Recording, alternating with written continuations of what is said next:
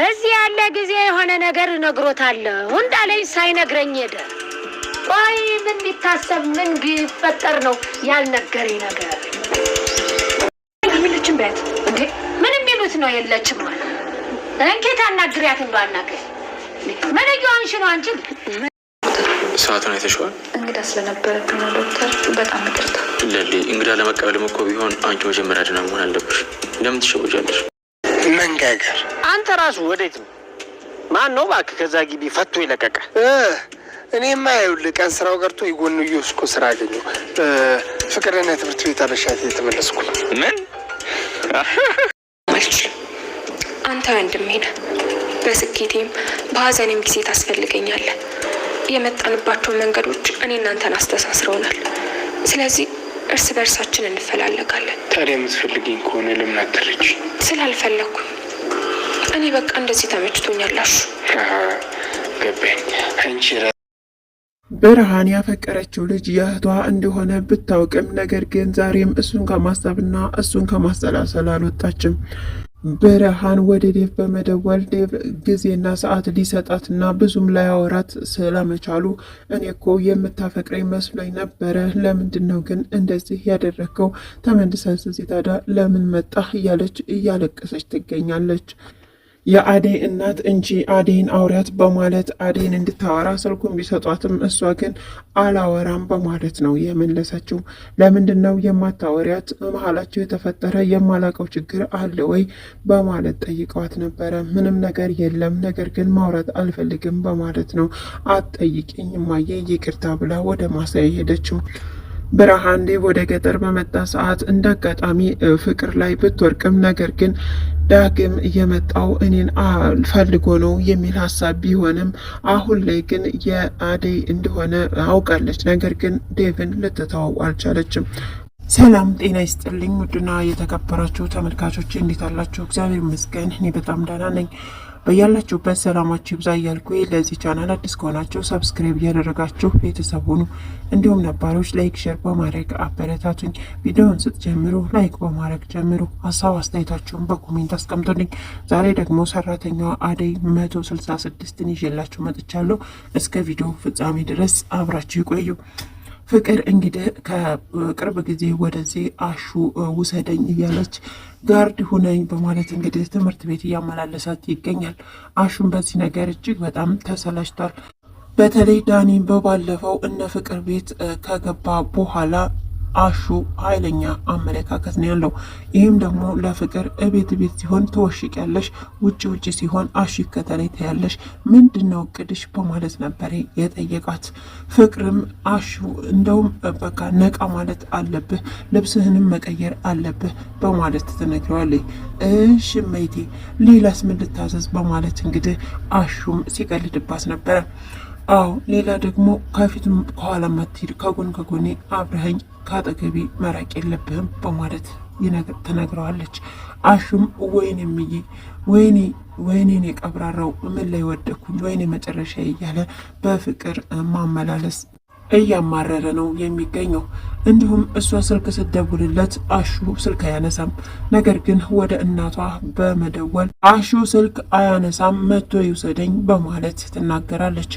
የፍቅርም እናት እንግዲህ እጅግ በመበሳጨት ለምንድን ነው ስልክ የማታነሳላት ለፍቅር በማለት ተናግረው ነበረ። አሹም ስለመሰልቸቱና ስለማማረሩ ነበር የማያነሳው። ነገር ግን አይ እረስቸው ነው ማለት አላየሁትም በማለት ይናገራል። በልሽ አሁን ሄደህ ቶሎ አምጣት በማለትም ይላካል።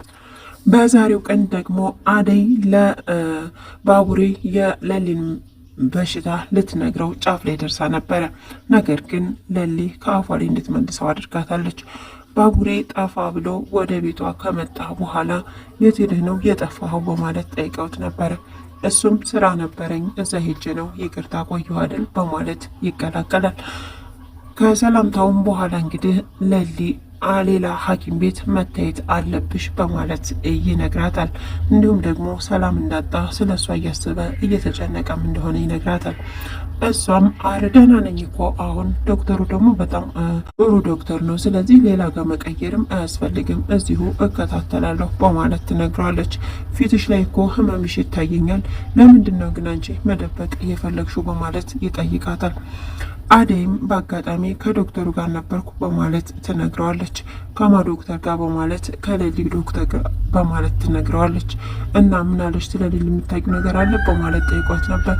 አዎ ብላ ልትነግረው ስትል አደይ በማለት ሌሊ ልታስተናግራት ችላለች።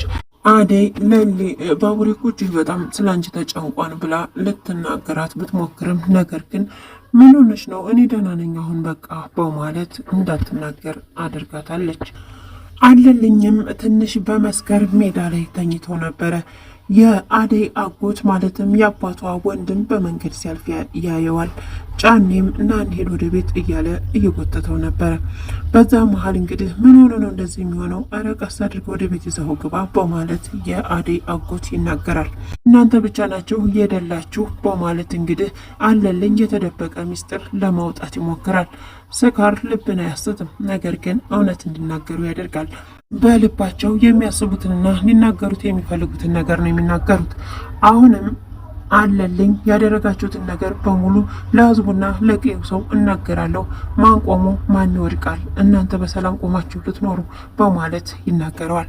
እረ ይህን ሰውማ ሚስጥር እንዲያወጣ ይዘው ወደ ቤትና በማለት ለጫኔ ይነግረዋል። ጫኔም ወደ ቤት ይዞት ሄዷል። በሮማን ፍቅር እየተሰቃየ የሚገኘው አሹም ለመናገር ሁሌ ፊቷ ይቀርብና ነገር ግን መናገር አቅቶት ከፊቷ ይመለሳል። ዛሬማ የመጨረሻ ነው እነግራታለሁ ብሎ ሄዶ አፍሮ ወይንም ደግሞ ሰው መጥቶበት በአጋጣሚ ሳይነግራት ይመለሳል። ዛሬ ላይ ግን ችግር አለ ወይ? ምን ሆነህ ነው? በማለት ሮማን ጠይቀው ነበር። አይ ችግር ከዚህ በላይ ችግር አለ ወይ? በማለትም ነግሯት ነበረ። እንዲሁም አበባ በመቀንጠብ አበባ ሰጥቷታል። ሁሉም ነገር ይገባኛል፣ ነገር ግን አሁን ያለንን መዋደድና መቀራረብ ሊያርቅብን ቢችልስ ተረጅኝ አትረጅኝ የምትለው ነገር በማለት ነግረዋለች። ምክንያቱም እንደወደዳትና እንዳፈቀራት ታውቃለች። ነገር ግን ብነግራት የእህትነቱንም ፍቅር ላጣው እችላለሁ ብሎ ስለሰጋ አሁን ላይ በምልክት ቢነግራትም እሷ ግን እንደማያውቅና ካፉ እስከሚወጣ እየጠበቀች ትገኛለች። እኔ እናንተን ከልጅነት ጀምሮ እንዲሁም ደግሞ ፈተናዎችና ደስታዎች ብዙ ነገር አስተሳስረውናል። ስለዚህ ይህን ነገር ማጣት አልፈልግም በማለት ትነግረዋለች። የመፈላለግ ስሜት ሁለታችንም ውስጥ አለ፣ ነገር ግን ይህን ነገር አምኜ መቀበል አልፈልግም በማለት ትነግረዋለች። አሹም እጅግ አነጋገሯ አደናግሮት ነበር። እንደ በሚያወሩበት ሰዓት ዴቭ ይመጣል። ዴቭም ምናኔ ስመጣ ዝም አላችሁ በማለት በቃ ይቅርታ አውሩ በማለት ወደ ውጭ ይወጣል። አደይና ዴቭ አሁን ላይ ትንሽ ቅሬታ ፈጥረዋል በመሀላቸው። ዶክተሩ አደይን ሊያፈቅራት መንገድ ጀምሯል። ዴቭም የዶክተሩ አስተያየት አላማራውም፣ እጅግ ቅራኔ ተሰምቶታል። ኪንጎ ስራ የለውም፣ ራሱን አልቻለም፣ ስለዚህ ለአንቺ አይሆንሽም፣ እድሜሽን ነው የሚጨርሰው እያለ ባቡሬ ቅምጥልን እየመከረ ይገኛል። ነገር ግን አሁን መሄድ አለብኝ ወደ ጓደኛዬ ጋር ብላ ከእናቷም እሱንም ልትሰናበተው ብትልም ነገር ግን እሱ አትሄጂም በማለት ነበረ የከለከላት። እናቷ ግን በቃ ሂጂ፣ ስለዚህ ሁሉን ነገር ግን በትዕግስትና እንዲሁም ደግሞ በማስተዋል ነው የሚሆነው፣ ፍቅር ፈተና ይጠይቃል፣ ስለዚህ መጠንቀቅ አለብሽ በማለት እናቷ ከተሞክሯና ከእናትነት ፍቅሯ እየመከረቻት ትገኛለች። ለሊና አደይ እንግዳ ስለነበረባቸው ቶሎ ወደ ቀጠሮ ሊሄዱ አልቻሉም ነበር። በዚህም ደግሞ አርፍደው ስለመጡ ዶክተሩ እጅግ በመቆጣትና ሁለተኛ እንዳያረፍዱ በማስጠንቀቅ ነገ ተመልሰው እንደሚመጡ ይነግራቸዋል። እነሱም ወደ ቤት ሲመለሱ ውሸት ዋሽተው ነበረ ይህ ቪዲዮ ያለቀው። ውሸት የሚዋሹት እንግዲህ ለሊ ከአደይና ከዴቭ ጋር ነኝ በማለት ለባቡሬ ስትዋሸው ነበር። ባቡሬና ዴቭ ግን አብረው ነበሩ። ይህ ነገር ደግሞ ሁለቱን ወንዶች እጅግ በጣም አበሳጭታቸው ነበረ። ለሊም ምንድን ነው እያደረግኩ ያለሁት በማለት የዋሸችው ውሸት ከቅጽበት ራሷን አጉሯት እየተጸጸተች ነበር። በቀጣይ ቪዲዮ ደግሞ ምን እንደሚከሰት ተከታትዬ የማቀርብላችሁ ይሆናል። እስካሁን አብራችሁ ስለቆያችሁ እጅግ በጣም አመሰግናለሁ። ለዚህ ቻናል አዲስ ከሆናችሁ ሰብስክራይብ፣ ላይክ፣ ሼር በማድረግ አበረታቱኝ። በያላችሁበት መልካም ጊዜ። ሰላም ለሀገራችን፣ ሰላም ለሕዝባችን።